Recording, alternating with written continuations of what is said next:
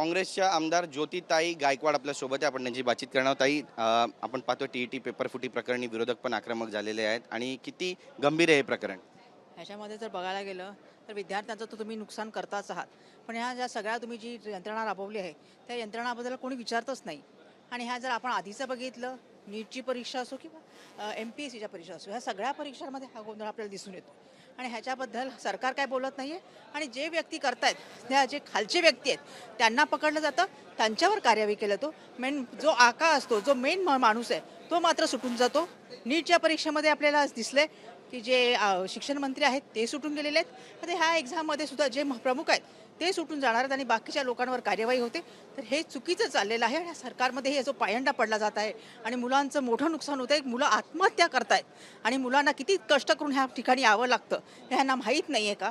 आणि ह्या विद्यार्थ्यांचा काहीही विचार न करता ह्या गोष्टी केल्या जातात आणि त्याच्यावर कडक कारवाई व्हायला पाहिजे अशी आम्हाला अपेक्षा आहे. मागच्या अधिवेशनामध्ये धारावी पुनर्विकासाचा मुद्दा घेतला होता.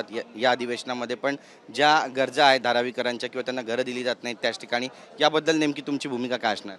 मी ऑलरेडी शाहूनगरचा जो मुद्दा आहे तो बोललेला आहे.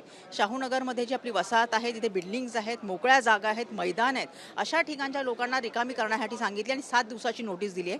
जेव्हा की असा GR आहे की जून ते ऑक्टोबरमध्ये जागा बदलू शकत नाही, स्थलांतर करू शकत नाही. आणि अशा काळामध्ये मुलांचं अकॅडमिक इयर सुरू झालं असताना सुद्धा त्यांना 7 दिवसामध्ये तुम्ही इथून जागा शिफ्ट करा असं सांगण्यात आलं. सिनियर सिटीजनना घेऊन, लहान मुलांना घेऊन हे लोक जाणार कुठे?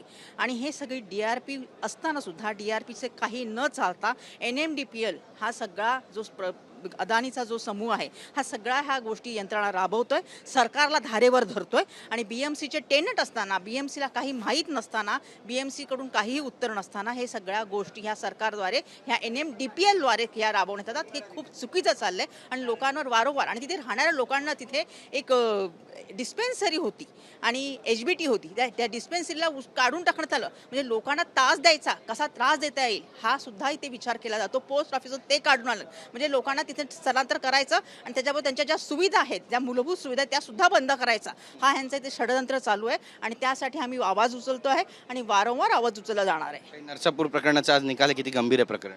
खूप गंभीर आहे. आणि ते जी व्यक्तीने केलंय ते म्हणते आता की मी नाहीच केले. ह्याच्या आधी सुद्धा त्यांनी कृत्य केलेले आहेत. एका वृद्ध महिलेवर त्यांनी अत्याचार केलेत आणि अशा बऱ्याच घटना असताना सुद्धा त्या व्यक्तीला आधी काही शिक्षा झाली नाही आणि आता सुद्धा त्याच्यावर शिक्षा कठोरात कठोर. लहान मुलगी जी अवघी चिमुकली 2-3 वर्षाची मुलगी होती, तिला घेऊन जाऊन ह्याच्यावर अत्याचार केले, तिचे गोठ्यामध्ये जाऊन आणि तिला शेणामध्ये पुरून ठेवलं. किती भयानक घटना आहे. आणि ह्या व्यक्ती वारंवार अशा घाणेरड्या घटना करत असताना त्याला फाशीची शिक्षा झालीच पाहिजे आणि लवकरात लवकर झाली पाहिजे ही आमची अपेक्षा आहे. बातचीत केल्याबद्दल. कॅमेरा पर्सन योगेश गुरवसह गिरीश गायकवाड, TV9 मराठी, मुंबई.